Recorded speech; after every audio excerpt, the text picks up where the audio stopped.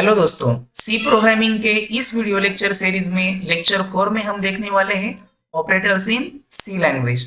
Basically C language में जो operators है वो 5 कैटेगरीज में डिवाइड किए गए हैं। Arithmetic operators, relational operators, logical operators, assignment operators and bitwise operators. ये ऑपरेटर के टाइप्स देखने से पहले हम सबसे पहले जानेंगे what is a operator. Operator किसे कहा जाता है? तो ऑपरेटर की डेफिनेशन है, operators are the symbols which do operations on the operands और वेरिएबल्स। ऑपरेटर जो है वो एक सिंबल होते हैं जो ऑपरेंड्स पर ऑपरेशन परफॉर्म करते हैं। अब इसके लिए हम एक एग्जांपल लेते हैं।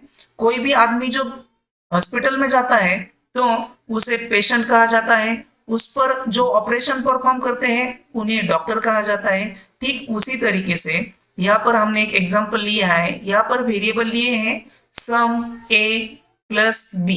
ओके, ये यहाँ पर जो है सम है, ए और बी, ये जो है इन्हें ऑपरेंड्स कहा जाता है और वेरिएबल्स कहा जाता है। और यहाँ पर जो इक्वल टू और प्लस जो सिंबल यूज किए गए हैं उन्हें ऑपरेटर्स कहा जाता है। और ऑपरेटर्स क्या रोल प्ले करते हैं? Operators do operation on a operand. जैसे डॉक्टर जो है पेशेंट पर ऑपरेशन परफॉर्म करते हैं, उसी तरीके से ऑपरेटर जो है वो वेरिएबल्स और ऑपरेंड पर ऑपरेशन परफॉर्म करने के लिए यूज किए जाते हैं। और इन यूज किए जाने वाले सिंबल्स को क्या कहा जाता है? ऑपरेटर्स कहा जाता है। तो ऑपरेटर्स की कैटेगरी में जो सबसे पहला ऑपरेटर आता है वो है अरिथमेटिक ऑपरेटर। और यहाँ पर मैंने आपको समझाने के लिए दो वेरिएबल लिए हैं ए एंड बी। मैंने ए को वैल्यू असाइन की है 10 और बी को वैल्यू असाइन की है 20। तो सबसे पहला ऑपरेटर आता है प्लस, जो एडिशन करने के लिए यूज किया जाता है। इट ऐड टू ऑपरेंड्स, दो नंबर की जो है एडिशन करता है। यहाँ पर एग्जांपल लिया है ए प्लस बी। आप तो जानते हैं ए की वैल्यू जो है 10 ली है और बी की वैल्यू 20 ली है। इस वजह से 10 प्लस 20 कितने हुए? 30। तो ये डिस्प्ले करेगा 30 आंसर। ओके, उसके बाद जो है सब्सट्रैक्शन ऑपरेटर है। ये क्या करता है? Subtract second operand from the first operand. जो सेकंड ऑपरेंड है वो सब्सट्रैक्ट होता है फर्स्ट ऑपरेंड से। ओके, तो यहाँ पर मैंने एग्जांपल लिया है ए माइनस बी। अब ए की वैल्यू 10 है और बी की वैल्यू 20 है। इस वजह से 10 से 20 सब्सट्रैक्ट हो गए तो आंसर आएगा -10। ओके, नेक्स्ट ऑपरेटर है multiplication operator. It multiplies both operand. दो ऑपरेंड को क्या करता है? मल्टीप्लाई करता है। यहाँ पर a मल्टीप्लाई b यानी कि 10 मल्टीप्लाई बाय 20, इसका आंसर आएगा 200। उसके बाद जो ऑपरेटर है वो है division operator. It divides numerator by the denominator. ठीक है, तो यहाँ पर एग्जांपल लिया है b डिवाइडेड बाय a। इसका मीनिंग हुआ 20 डिवाइडेड बाय 10, तो इसका आंसर आएगा 2। ओके, ये जो ऑपरेटर है प्लस माइनस मल्टीप्लिकेशन डिवाइडेशन, ये ऑपरेटर्स आपने बहुत सारे बार यूज किए होंगे। और जो आगे आने वाला ऑपरेटर है ये आपने शायद कभी यूज नहीं किया होगा। इस ऑपरेटर को कहा जाता है मॉड्यूलेशन ऑपरेटर। ये परसेंट साइन के जैसे दिखता है, लेकिन सी प्रोग्रामिंग में इसे परसेंट नहीं कहा जाता है, इसे क्या कहा जाता है? Modulation operator. This operator is used to find a remainder after the division of integer number। ये जो है जनरली इंटीजर डेटा टाइप्स के साथ यूज किया जाता है। और इंटीजर डेटा टाइप में आप जब डिवाइडेशन करते हैं तो उसका रिमाइंडर जो होता है, रिमाइंडर यानी कि बाकी जो होती है, वो फाइंड आउट करने के लिए इस मॉड्यूलेशन ऑपरेटर का यूज किया जाता है। फॉर एग्जांपल यहाँ पर लिखा है b मॉड बाय a। इसका मीनिंग हुआ 20 को 10 से डिवाइड करेंगे और जो रिमाइंडर रहेगा वो हम यहाँ पर डिस्प्ले करेंगे। अगर 20 को 10 से डिवाइड किया तो डिवाइडेशन का आंसर आता है 2 और रिमाइंडर जो बचता है वो क्या है? 0। ओके, तो ये जो है मॉड्यूलेशन ऑपरेटर का यूज हो गया। उसके बाद जो ऑपरेटर है इसे कहा जाता है इंक्रीमेंट ऑपरेटर। प्लस प्लस इसे कहा जाता है increment operator. Increment operator increase the integer value by 1। ये भी जनरली इंटीजर डेटा टाइप के साथ ही यूज किया जाता है। और ये जिस ऑपरेंड के साथ आता है उसकी वैल्यू जो है 1 से इंक्रीज हो जाती है। यहाँ पर लिखा है a प्लस प्लस। इसका मीनिंग हुआ a की वैल्यू 10 है तो उसकी वैल्यू जो है 1 से बढ़ जाएगी। इस वजह से इसकी वैल्यू हो गई 11। ओके उसके बाद जो है decrement operator, decrement operator decrease the integer value by 1। Same increment operator जो है एक से वैल्यू इंक्रीज कर देता है और डिक्रीमेंट वैल्यू किसी भी ऑपरेंड की वैल्यू जो है एक से घटा देता है। यहाँ पर हमने लिखा है a माइनस माइनस, a की वैल्यू जो है 10 है ऑलरेडी, तो उसकी वैल्यू घटकर एक से घटकर क्या हो जाएगी 9 हो जाएगी। ओके तो ये सारे जो है अरिथमेटिक ऑपरेटर्स हैं। उसके बाद जो नेक्स्ट कैटेगरी आती है ऑपरेटर्स की वो है रिलेशनल ऑपरेटर। रिलेशनल ऑपरेटर के एग्जांपल जानने के लिए भी यहाँ पर मैंने दो वेरिएबल लिए हैं a और b, जिनकी वैल्यू सेम रखी है 10 और 20। इसमें से सबसे पहला ऑपरेटर आता है इज इक्वल टू ऑपरेटर। इस ऑपरेटर का नाम है इज इक्वल टू। इसमें दो इक्वल टू साइन आते हैं। Check if the value of two operands are equal or not. ये क्या करने के लिए यूज किया जाता है? It check both operands value are same or not. If both the values are same then condition become true, otherwise condition become false। यहाँ पर मैंने एग्जांपल लिखा है a is equal to b। अब a की वैल्यू 10 है और b की वैल्यू 20 है, इसी वजह से ये कंडीशन क्या हो जाएगी? फॉल्स हो जाएगी। तो यहाँ पर मैंने आउटपुट लिखा है इज नॉट ट्रू। ओके उसके बाद जो नेक्स्ट ऑपरेटर आता है वो है not is equal to operator. इस ऑपरेटर को क्या कहा जाता है?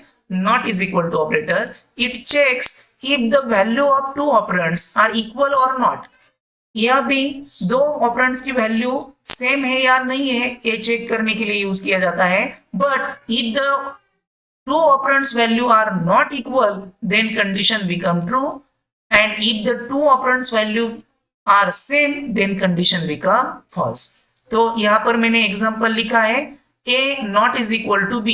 अब a की वैल्यू 10 है और b की वैल्यू 20 है, इस वजह से a और b की वैल्यू सेम नहीं है, तो कंडीशन क्या हो जाएगी? ट्रू हो जाएगी। ओके तो ये जो है not is equal to operator का यूज हुआ। उसके बाद जो ऑपरेंड आता है वो है ग्रेटर देन ऑपरेटर।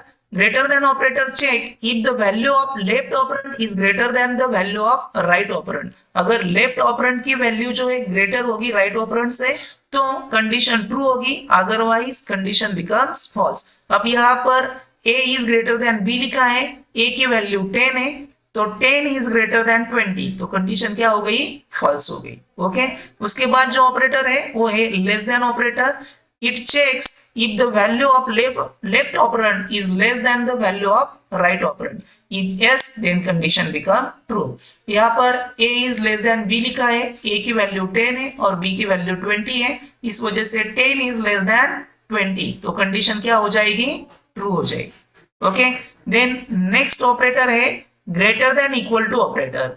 अब ये ग्रेटर देन और greater than equal to operator में क्या चेंज है? तो check if the value of left operand is greater than or equal to the right operand। अगर ग्रेटर होगी तो भी कंडीशन ट्रू होगी और दोनों की वैल्यू सेम होगी तब भी कंडीशन क्या होगी? ट्रू होगी। ओके यहाँ पर मैंने लिखा है a is greater than equal to b। इसका मीनिंग हुआ 10 is greater than equal to b, तो कंडीशन क्या हो जाएगी? फॉल्स हो जाएगी। और उसके बाद जो है less than equal to operator है। It checks if the value of left operand is less than or equal to the value of right operand। If yes, then condition become true। यहाँ पर लिखा है a is less than equal to b। इसका meaning हुआ 10 is less than equal to 20, तो इसकी value जो है ट्रू हो जाएगी। ओके तो ये सारे रिलेशनल ऑपरेटर है। ये relational operator generally condition checking के लिए यूज किए जाते हैं। उसके बाद नेक्स्ट ऑपरेटर की कैटेगरी है लॉजिकल ऑपरेटर। अब ये लॉजिकल ऑपरेटर्स क्या करते हैं ये जानने के लिए भी यहाँ पर दो वेरिएबल लिए हैं a एंड b, जिनकी वैल्यू सेम रखी है 10 एंड 20। तो लॉजिकल ऑपरेटर में सबसे पहला ऑपरेटर आता है लॉजिकल एंड ऑपरेटर। इसे सिर्फ एंड ऑपरेटर नहीं कहा जाता है, इसे लॉजिकल एंड ऑपरेटर कहा जाता है। The logical and operator if both operands are non zero then condition become true. अगर दोनों ऑपरेंड जो है नॉन जीरो हुए तब भी कंडीशन क्या होगी? ट्रू होगी। जनरली ये लॉजिकल ऑपरेटर जो है ये कॉम्बिनेशन में आते हैं। जो हमने पहले कंडीशनल ऑपरेटर देखे उनकी कंडीशन जो है मल्टीपल कंडीशन को कंबाइन करने के लिए ये लॉजिकल ऑपरेटर जनरली यूज किए जाते हैं। फॉर एग्जांपल यहाँ पर मैंने लिखा है a एंड b, तो कंडीशन क्या हो जाएगी? फॉल्स हो जाएगी। उसके बाद जो है लॉजिकल और ऑपरेटर, लॉजिकल और operator if any of the two operand is non zero then the condition become true. आप जो भी कंडीशन कंबाइन करेंगे उसमें से कोई भी एक भी कंडीशन अगर ट्रू हो गई तो टोटल कंडीशन क्या हो जाएगी, ट्रू हो जाएगी। और लॉजिकल एंड ऑपरेटर क्या करता है, आप जो भी कंडीशन लिखेंगे उसमें से कोई एक भी कंडीशन अगर फॉल्स हो गई तो टोटल कंडीशन फॉल्स हो जाएगी।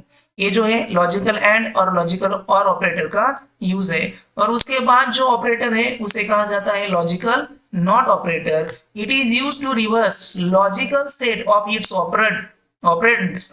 If the condition is true then logical not operator will make it false. जो एंड और ऑपरेटर का यूज है, अगर इसका यूज जो है अपोजिट करना होगा तो उसके साथ जो है लॉजिकल नॉट ऑपरेटर का यूज किया जाता है। ओके, तो लॉजिकल ऑपरेटर में तीन ऑपरेटर आते हैं, वो है लॉजिकल एंड, लॉजिकल और लॉजिकल नॉट ऑपरेटर। उसके बाद जो नेक्स्ट कैटेगरी आती है वो है असाइनमेंट ऑपरेटर। असाइनमेंट ऑपरेटर में सबसे पहले आता है इक्वल टू ऑपरेटर। अब इसे सी प्रोग्रामिंग में इक्वल टू ऑपरेटर नहीं कहते हैं, तो इसे असाइनमेंट ऑपरेटर कहा जाता है। It assign the value from right side operands to the left side operand. Generally हम मैथमेटिक्स में कैसे लिखते हैं, a plus B is equal to C. Okay, but C programming में हमें c is equal to a plus B लिखना होता है। इसका मीनिंग हुआ जिसमें हमें वैल्यू स्टोर करनी है वो ऑपरेंड पहले आता है और उसके बाद ऑपरेशन आता है। ओके, इस वजह से यहाँ पर लिखा है c is equal to a plus B will assign the value of a plus b to the c। उसके बाद नेक्स्ट असाइनमेंट ऑपरेटर आता है add and assignment operator. Okay, add is plus sign है, इस वजह से एड एंड असाइनमेंट ऑपरेटर इसे कहा जाता है। It adds right operand to the left operand and assign the result to the left operand। अगर आपको ऐसा लिखना है c is equal to c plus a, तो इसे शॉर्टकट में आप ऐसा लिख सकते हैं c plus is equal to a। ये दोनों का आउटपुट जो है सेम आएगा। उसके बाद नेक्स्ट असाइनमेंट ऑपरेटर है subtract and assignment operator. It subtract right operand from the left operand and assign the result to the left operand। आप जो है c minus equal to a, it is equivalent to c is equal to c minus a। ऐसा shortcut में आप लिख सकते हैं c minus equal to a। जो नेक्स्ट असाइनमेंट ऑपरेटर है वो है multiply and assignment operator. It multiplies right operand with the left operand and assign the value to the left operand.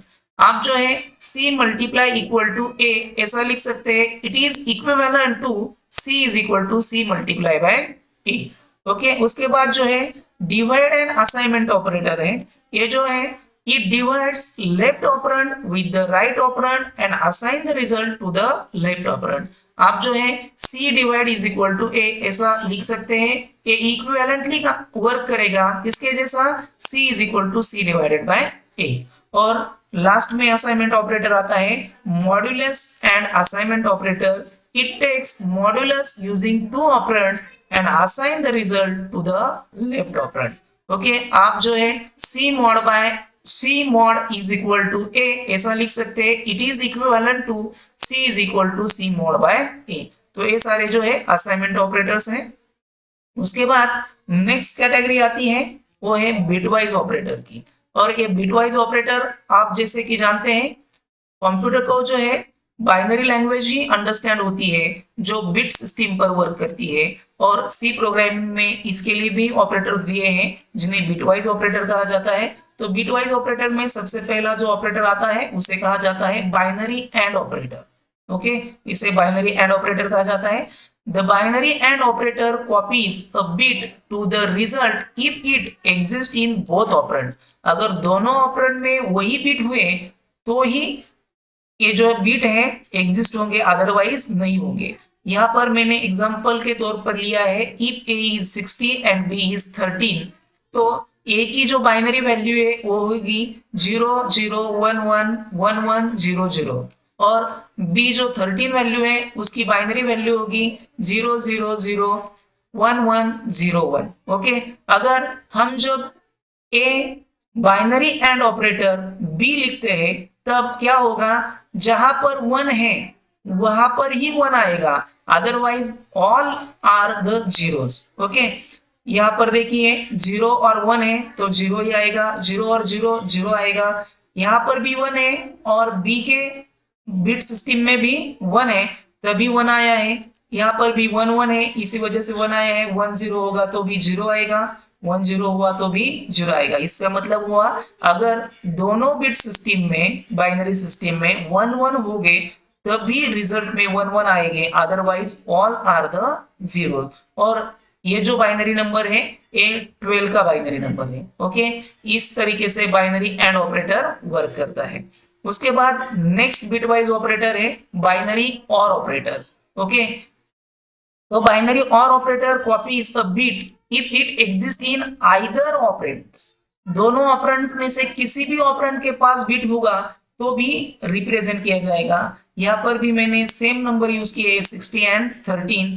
तो यहाँ पर दोनों के बाइनरी नंबर लिखे हैं। यहाँ क्या होगा, अगर दोनों में से किसी के भी बिट सिस्टम में अगर 1 होगा तो 1 रिप्रेजेंट होगा, अदरवाइज अगर 0 होगा तो 0 रिप्रेजेंट होगा। इसका मतलब हुआ अगर दोनों में 0 0 हुए तो ही 0 आएगा, अदरवाइज 1 आएगा। यहाँ पर देखिए, यहाँ पर 0 और 1 है तो 1 रिप्रेजेंट हुआ, 0 0 है तो भी 0 रिप्रेजेंट होगा, और 1 1 हो गए तो भी 1 रिप्रेजेंट होगा। इसका मतलब है अगर दोनों बिट सिस्टम में अगर 0 0 हुए तो ही 0 रिप्रेजेंट होगा, अदरवाइज 1 आएगा। ओके, तो यहाँ पर जो इसका आंसर आएगा, ये बिट सिस्टम जो है ये जो है 16 की है, ये हो गया बाइनरी और ऑपरेटर। उसके बाद नेक्स्ट जो बिटवाइज ऑपरेटर है वो है binary XOR operator. Binary XOR operator copies the bit if it is set in one operand but not both. किसी वन ऑपरेंड के पास अगर एग्जिस्ट होगा तो ही 1 आएगा, अदरवाइज 0 आएगा।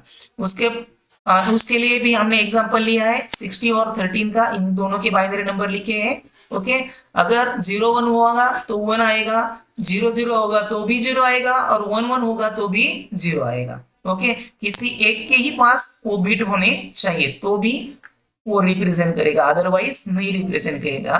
ओके, जो इसका आंसर आया है वो बाइनरी नंबर है 49 का। ये जो हुआ बाइनरी एक्सओर ऑपरेटर। उसके बाद नेक्स्ट बाइनरी ऑपरेटर है binary ones complement operator. Okay, जो वंस कॉम्प्लीमेंट ऑपरेटर है वो क्या करता है, binary ones complement operator is unary operator and has effect of flipping the bits. और बिट्स क्या करता है, फ्लिप करता है। यानी कि अगर बाइनरी नंबर में 0 हो गए तो 1 रिप्रेजेंट करेगा, और अगर 1 हुए तो 0 रिप्रेजेंट करेगा। यहाँ पर मैंने 16 वैल्यू का बाइनरी नंबर जनरेट किया हुआ है 0 0 1 1 1 1 0 0।